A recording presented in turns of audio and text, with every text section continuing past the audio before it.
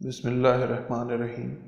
پیش خدمت ہے منتخب الحکایات کی 12ویں حکایت۔ ایک بارہسنگے نے چشمہ آب میں اپنا عکس دیکھا تو اپنے سینگوں کی شان اور خوبصورتی دیکھ کر بہت خوش ہوا، لیکن جب اس کی نظر پتلی پتلی ٹانگوں پر پڑی تو کہنے لگا کہ صانع قدرت نے یہ کیسی بے جوڑ ٹانگیں مجھ کو بخشی ہیں جو میرے سینگوں کی خوبصورتی کو بھی عیب لگاتی ہیں۔